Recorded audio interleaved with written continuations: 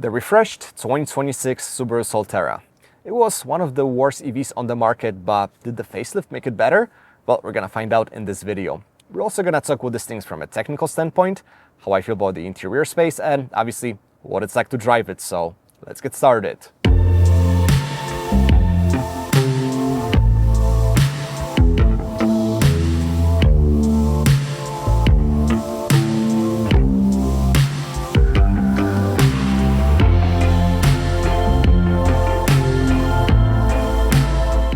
Now, we all know why the Solterra is here. It's not because Subaru wanted to build an EV, it's because they had to.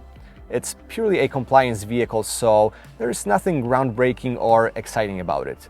They basically took what Toyota designed as a BZ4X, which by the way now is called just a BZ.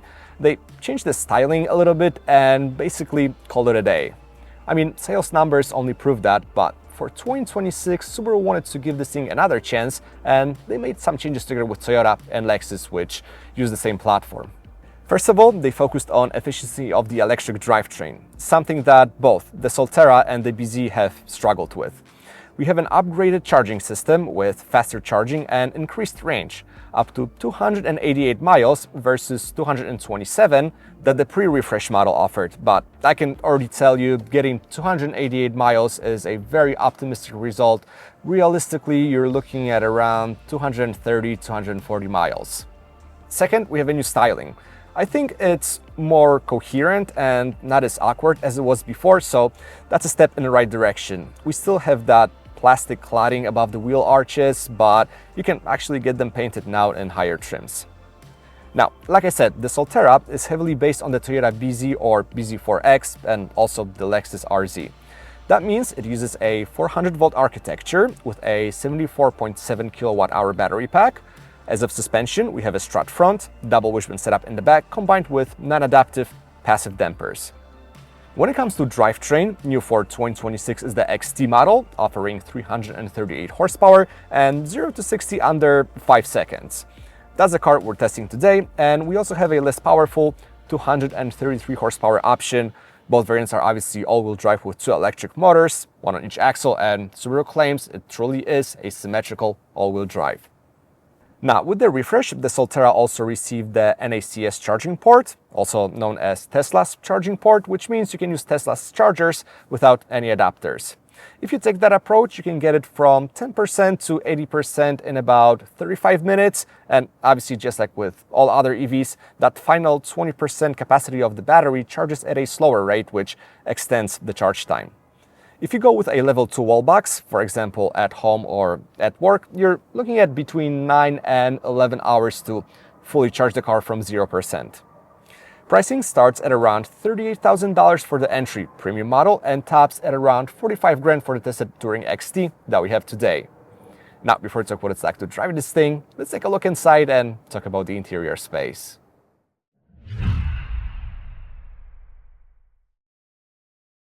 Okay, so we're inside the Subaru Solterra. Now, the cabin is basically a carbon copy of what we have in the Toyota BZ, but that's not a bad thing. With the facelift, they refreshed the dashboard, they improved some quality materials, and we still have a decent amount of physical control, so using this car is not frustrating, and that's very refreshing in the EV market. Technology-wise, we have a Toyota Connected on board, which is a huge blessing. Subaru has one of the worst, if not the worst, technology implementation in the industry, so the fact that we have Toyota's hardware and software is a great thing. The system itself is simple and easy to use, it has a clean interface, wireless phone projection, and at this point, Subaru should just put it in all of their vehicles because it's far better than what they designed in-house. Now, the usability. You may think it's an EV built on a dedicated platform, so it's going to be amazing.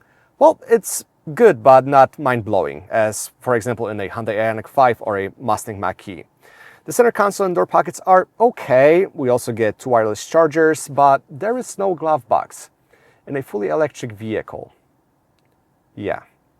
To wipe your tears though, I can tell you that the backseat is pretty spacious and offers more than enough space for all of your passengers. Being 6'1", I can easily travel back there on long distances or for about 230 miles until the battery dies, because then I would probably want to get out of the car and stretch my legs. But we have two USB-C charging ports, we have climate vents and heated outer seats in this Touring trim, so your passengers will be happy. The trunk is also reasonably practical and offers all the space you need in a compact crossover and a household power outlet, so that's also a plus. No frunk up front, as the space under hood is taken up by the electric motor and other components of the system. Now, the front seats are pretty good, not the most supportive, but very comfortable. In the Touring trim that we have, you can get them wrapped in real leather, and they're obviously heated and cooled. Well, that was the cabin of the refreshed Subaru Solterra, so let's get it on the road now and see how it drives.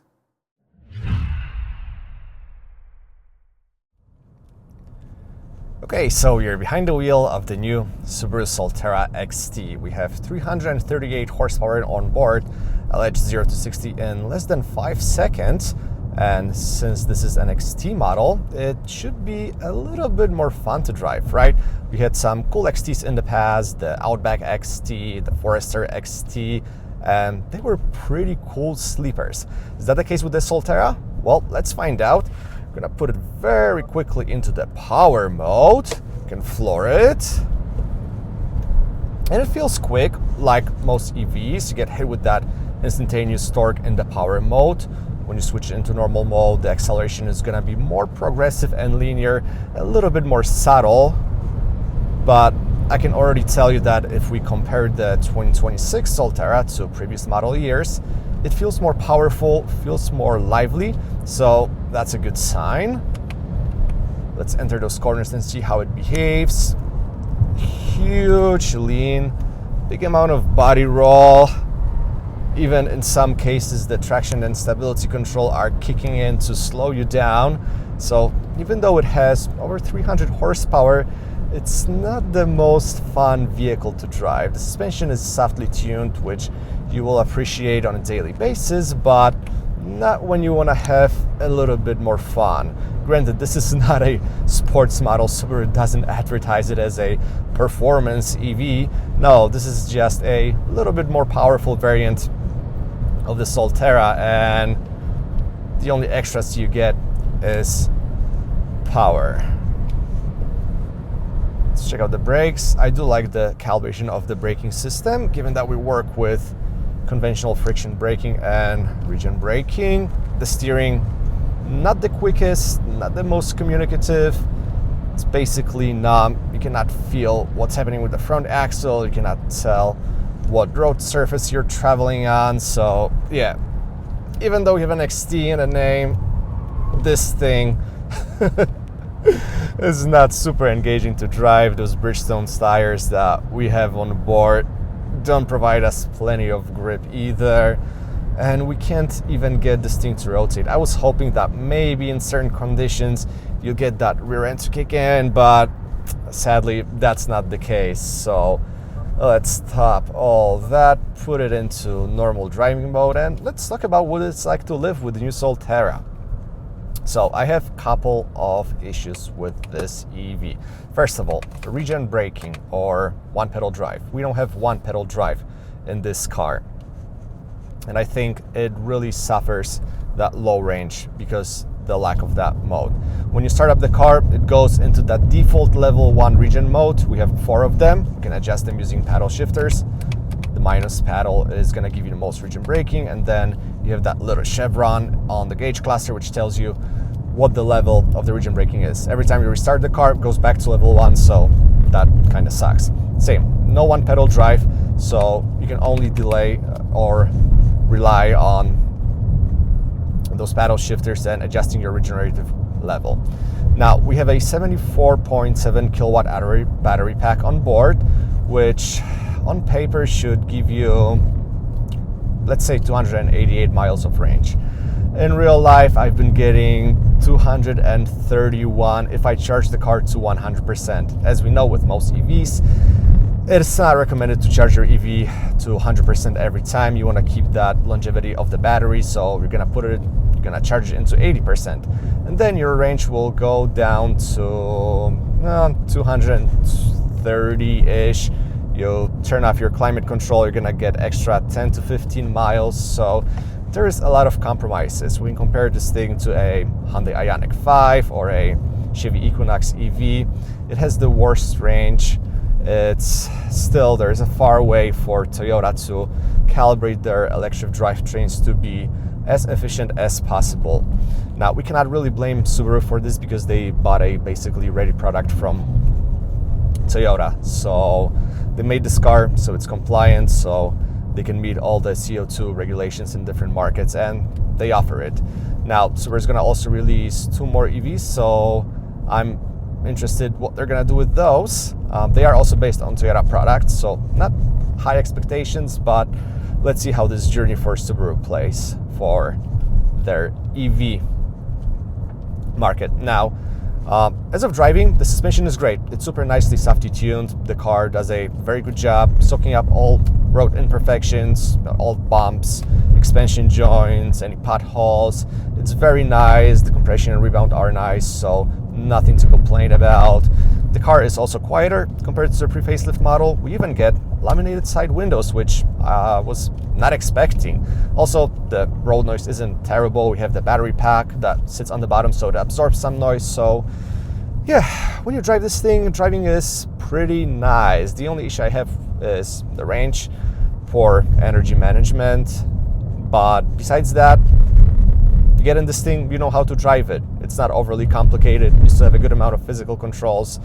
The driver assistance systems work. So yeah, not for me. There are better options on the market, but on one hand, it's nice to see that Subaru is not giving up on their EVs, or rather Toyota. But on the other, there's still some work to do. So with that, let's head into the final thoughts and summarize this thing.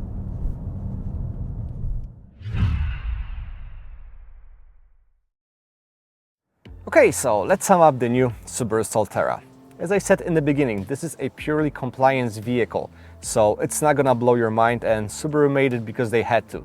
If we compare it to its closest rival, the Hyundai Ioniq 5, the Hyundai is better in every single aspect. It has a better powertrain calibration, better range, more interior space, and one would argue, better design. Toyota and Subaru didn't make this thing out of passion to cars or to be competitive. Their gas-powered cars and hybrids are far, far better. They made this thing because they needed an EV in the lineup, and the result is what we see. Now, it's not an entirely terrible car. There are some things that they improved if we compare it to the pre-facelift model.